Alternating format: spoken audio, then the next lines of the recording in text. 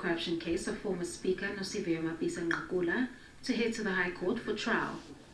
This comes after full disclosure to Mapisa-Nqakula as the accused took place in April, including the list of witnesses that will be called by the state.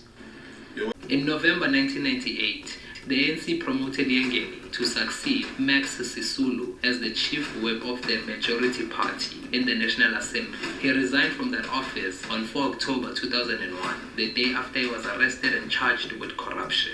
He remained an ordinary member of parliament until 5 March 2003, when he resigned from his seat after his fraud conviction. His resignation followed reports that he had been encouraged to step down, both by the Speaker of the National Assembly, Frin Jenwala, and by the ANC Secretary General Halima Motlanthe.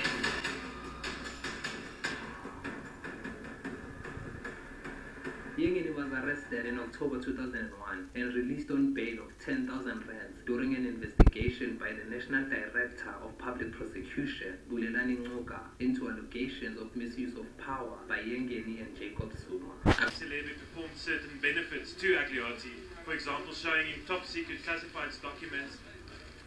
What can we expect in terms of the judgment going forward? It's been postponed until the 14th. What can we expect in terms of the sentencing? Yes, Jackie Celebi will now face a very difficult task staying out of prison. You must remember that in terms of the corruption legislation, there's a minimum sentence of 15 years for people convicted of corruption.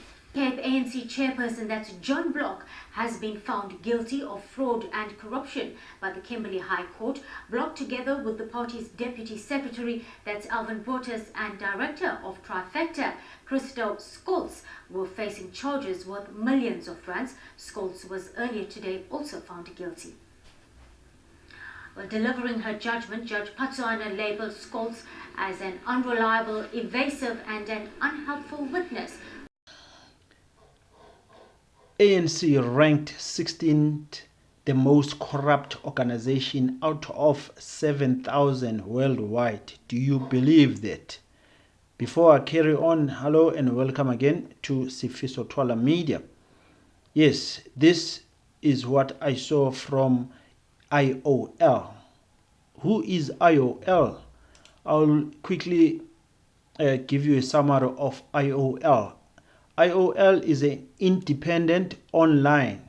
IOL, the independent online, popular known as IOL, is a news website based in South Africa that has been involved in various controversies. Underline that, including making up fake stories, fictitious journalists, and doxing. I won't explain what is doxing because that's going to take some time. But if you like, just leave a comment down below and say, please tell us about doxing.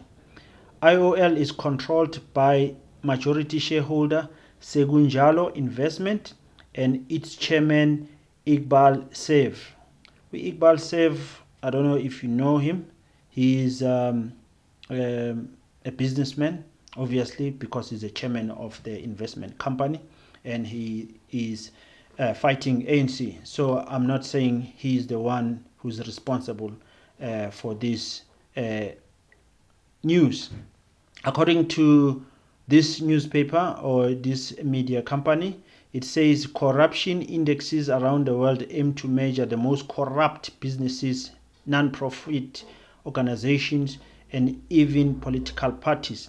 South Africa's own African National Congress, which is the ANC of Nelson Mandela, as you can see him there, has found itself among the ranks of untrustworthy organizations. The organization of OR Tambo, when did it start to be corrupt? ANC was found in 1912. Are they saying from 1912 ANC has been corrupt? Are they measuring from 1912 or they are measuring from 1994 when Nelson Mandela became the first democratically elected president? How did they measure the corrupt ANC? We don't know. According to my stick corruption index, the ANC ranks as one of the most corrupt organizations. the organization of Thabo Mbeki, I don't believe this. It might be true. I'm not a statistician. Placed at number 16 out of total of 7,000 organizations in the world. These are organizations, are not countries. So the content creator who goes by Cool Story Brew _ZA shared the story on his social media channels. So if you believe that, remember Julius Malema used to be the ANC member